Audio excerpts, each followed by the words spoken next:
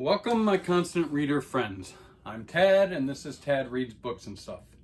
Well, today it's the end of July, so let's do a real quick recap of everything that was completed in July. I'll give my TBR for August, and we're going to discuss Leviathan Wakes. All right, first, as you know, I finished this. George R.R. Martin, Fire and Blood. I read it because I wanted to prepare myself for the new series that is coming out, and really did not like it. You can watch that video. I have had some suggestions of other George R.R. Martin things that I can maybe read to prevent me from just never reading George R.R. Martin again. But yeah, I really didn't like this. You can watch that video. All right, next, yes, I finished Leviathan Wakes. Now this is, of course, number 1 in the Expanse. Well, there's 9 books plus a short story compilation novel, and of course a TV series. We're going to talk about this today. So I finished that. Let me set that aside for now. We'll talk about it more in depth. Also, this is called Memories Legion, and this is the short story compilation. I read the short story Drive from this one. As you all know, I'm reading this series as a read-along. My first time I've done a read-along with Moid on his channel, Media Death Cult. I'll put a link to his channel below if you want to get in on it. He's got a couple Discord channels, you know, to discuss these novels as we read through them, and you can check out his videos. Also, just a super great channel. Makes me laugh every time. Anyways, we'll discuss these two. Now, I also finished Stephen King, If It Bleeds, another short story compilation from Stephen King. Really, after I had read Fire and Blood and it left such a horrible taste in my mouth, I had to read something that was familiar, or something, you know, that could bring me back to earth, I guess, or bring me up to earth. What am I trying to say? Anyways, several short stories in this. We will actually be doing a separate video for this, just because I don't want this video to be too long. If I start rambling like I so oftentimes do, we will do another video for this. This has given me an idea of something to do. I don't know. We'll talk about it in the next video. All right, so let me set that aside. Now, what am I going to read next month? What's my TBR look like? Well, I had fully intended on reading The Cosmic Puppets by Philip K. Dick this month, but due to my work schedule and these Leviathan Wakes and George R.R. Martin taking me a little bit longer than I normally would have liked, I didn't get to this. I still need to read this, so I'm going to put it on my list for August. We'll get to it, I promise. Also, continuing on with the read-along, we're going to Expanse Book 2, and this is Calibans War. Man, do you guys, I don't know, normally I prefer hardback novels, but Orbit puts out these really floppy books, and I'm really digging them. I like especially the artwork on these. Leviathan, well, all of them. It looks great. They look great on my bookshelf. So I'm going with these for this series anyways. All right, so we're going to be continuing with that. And then, of course, reading the subsequent short story that goes along with that. So that's going to be in August. Also, yes, I'm going to read The Silmarillion by J.R.R. Tolkien. This is my new Folio Society. Oh my gosh, this is beautiful. So I can't wait to dive into this volume. I've read Silmarillion many moons ago, but I want to read it again to get primed for the new J.R. Tolkien TV series that's coming out. The new, I don't even, jeez, I should have written down the name of it. I can't even remember the name of it right now off the top of my head. Anyways, I'm going to read this in preparation of that. Get in there. Get in your slipcover. Silmarillion. And because it's summertime, right in the middle of summer, it's 1,000,000 degrees in Florida. Oh my gosh, I got to work out in it every day, and it can really wear you down. Well, since it's summer, I'm going to read Billy Summers by Stephen King. I haven't read it yet. As you saw in my Stephen King bookshelf of shame, at that point when I made that video, I didn't even have all of Stephen King's books, and I definitely hadn't read them all yet. But now I own them all. I'm waiting for Fairy Tales. Can't wait for that to come out. But now I purchased everything. I own everything by Stephen King in one form or another. But I have not read everything yet, and this is one of them that I have not read. So we're going to get this read this month in August. That's exciting. And this one, I'm just throwing this in here. I'm still picking through this, From Hell by Alan Moore. You know, I had difficulty just reading this. It's not bad. It's just, I don't know. It's not one of those things that normally what I like to do is when I come home just to relax from a long days at work, I pick up a graphic novel so that's what I do. But this is a little bit too heavy for that coming home, I guess, and relaxing type of atmosphere that I want to install when I come home.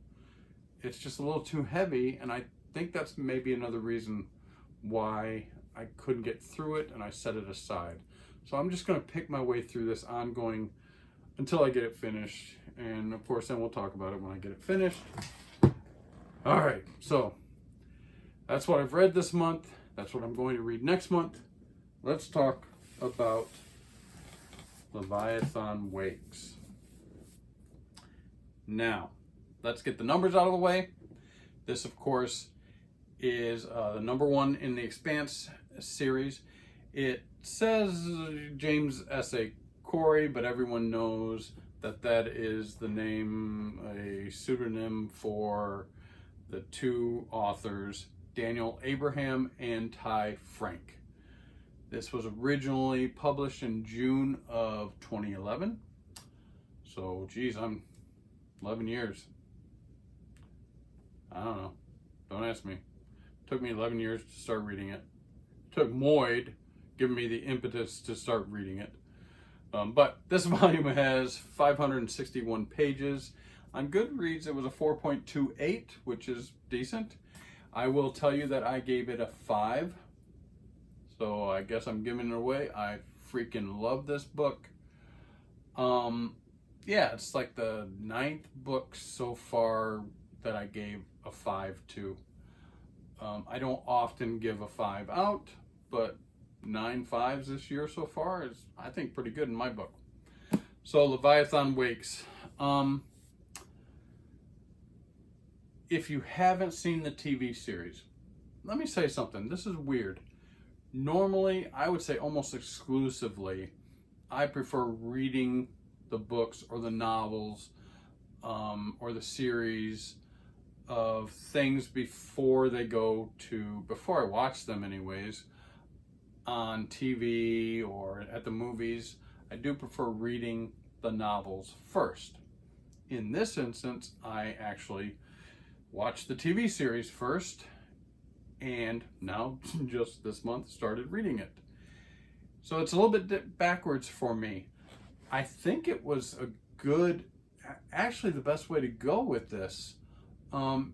Normally, after I've read a book and I had these preconceived visualizations of what characters look like and a little bit how they act and stuff, then of course when it goes to TV or movies, they invariably make tons of changes that affect my enjoyment sometimes. Their choices for characters sometimes throws me off. But I do understand it's a different medium, and I normally can get by it for the most part and enjoy whatever I'm watching. This one, I think I'm really glad I watched it first, because it is informing a little bit of the read, but the read, the story is different just enough that my comparisons have been enjoyable. I really like it. I see kind of how and why they made the decisions they did in the TV series, as opposed to following, truly to the novel. But I see why the novel was written the way it was. I just totally enjoyed it.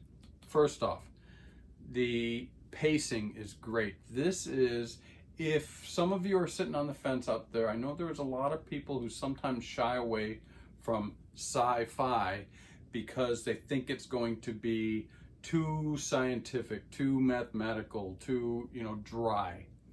This is not a scientific type novel. Yes, there's science in it, and it's very interesting, but it's very understandable, very accessible.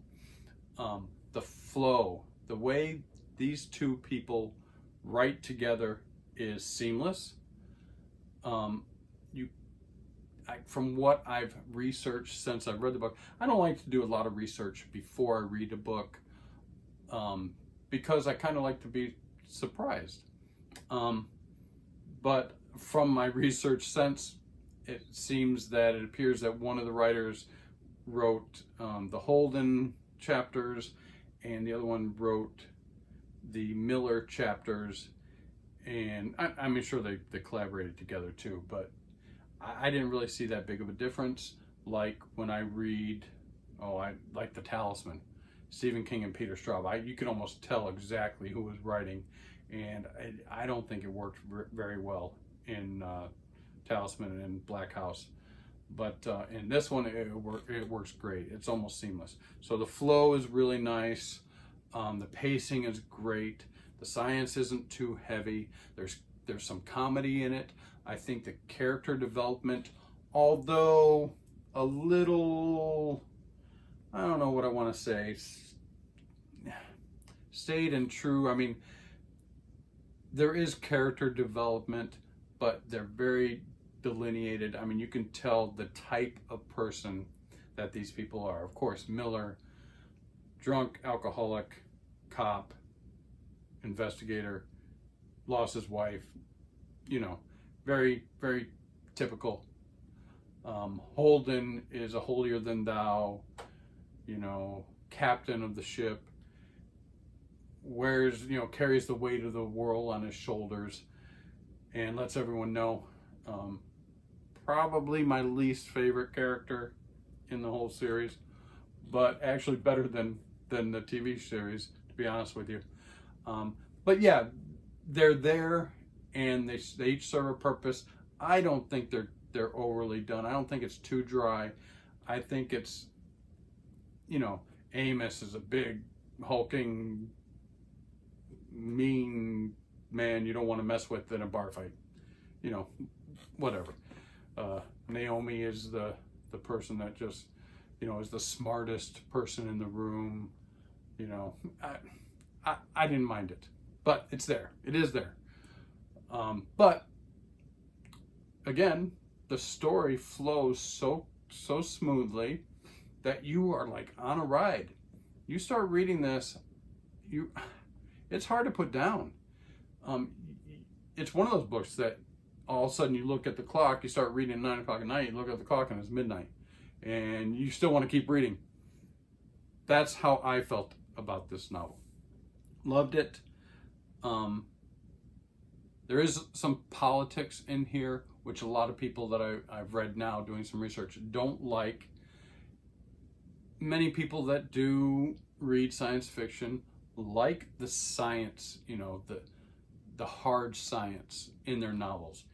If you're going to read Ian Banks, or Alistair Reynolds, or any of those, some of those people, even Dan Simmons, you kind of like this hard mathematical science. If that's what you like, you might not like this book. if that's what you think you're getting into, but this is a space opera, and in every sense of the word, it seems to be a building thing, like you're watching an opera unfold. Now, I did read after I've read this that they specifically chose different themes for writing each novel. This one, of course, is a detective, like film noir style. And yes, if you read it, and even watching the TV series, you can feel that in there. Now, what I was very tempted to go ahead and read, what are the other themes in each book, but I didn't, because I kind of want to be surprised. I think they'll be obvious. The noir was very obvious, I think, in this novel, but I freaking loved it, really. So I mean, just everyone, if you haven't read it, basically it's this crew on this ship called the Rozinante, and of course the Rozinante is taken from Don Quixote's, name of Don Quixote's horse, and Holden named the ship that. We can go into that, but we're not. So basically that ship has Holden, who's the captain. He's got Naomi, Alex, Amos, and they did have a character named Shed, who basically was their medical technician. Spoiler alert, he dies very early in the novel. So Shed's not there anymore, but they do pick up Miller along the way.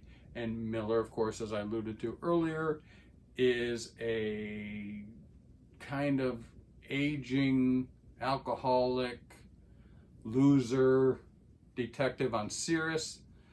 And he gets embroiled in this noir-style detective investigation, trying to find a rich person's daughter. I'm not going to give it all away, but it just snowballs from there and goes on and on and on and on. There's action scenes, there's love scenes, there's funny scenes. I don't know, if it sounds like I'm gushing over it, I am. I freaking loved it. I can't wait to start reading the second book. But let me say, Miller, his name is Joseph Aloysius Miller. Remember it. He saves the universe. All right, so let's move on. Love this. Going to continue that, of course. Memories Legion. So I read Drive out of this. Let me give you the numbers. Drive was published in November of 2012. It only is 23 pages long. It's the first short story in this novel. Goodreads was 4.02. And what is it? Well, it's a prequel to the time period we have here, because one of the reasons that these ships can fly these immense distances, and I love how they did it in the book, even though they're flying at super speeds and they're covering immense distances like from Earth to Mars, it still takes a long time to get there. Well, there's this guy, and his name was Solomon Epstein. And Solomon Epstein developed this drive that just skyrocketed, made much faster, much less energy, easier to get from long distances faster. And they were named after him, called the Epstein Drive. And that's what this story is about. It's called Drive. It's about Solomon Epstein and kind of his discovering or inventing this drive system that everyone uses now in the future. So it's a little bit of a prequel. Like I said, 23 pages, really quick read, and you don't really get, it's not that involved. It doesn't really shine much of a light on, the informing this series, this opera, the space opera, but it does just give you a little background of the Epstein Drive and what everybody's using in their ships nowadays. So that was cool though. Nothing special really. You don't need to read it. You can avoid it, So, but anyways, that's that. So, as you can tell, absolutely, if you have not read the Expanse series, Leviathan Wakes, Book 1, I definitely highly suggest it. I do suggest the TV series. Now, the TV series starts for me a little slow, and they throw a lot of different things in it that aren't in the book. And that's why I like how they did things in the book to keep the pace going and keep you involved in the book, whereas the TV series kind of threw me out a little bit and didn't make some things clear. But if you stick with the TV series, by all means watch that. It gets better and better and better as it goes. If the books do that, man, I'm in. So thank you, Moid and Media Death Cult, for suggesting this read along. I'm going to keep it up. It's 9 books, so it's going to be 9 months of me doing this. But hey, I'm down for it. All right, everybody. Thank you very much for watching my videos. If you found anything interesting or entertaining enough to continue watching my channel, I would love it. Please like and subscribe. And of course, as you know, send me your comments because I love reading them and I love seeing doing some interaction. All right, guys. Thank you very much. I'll be talking about If It Bleeds next. We'll do another video pretty soon. Peace out.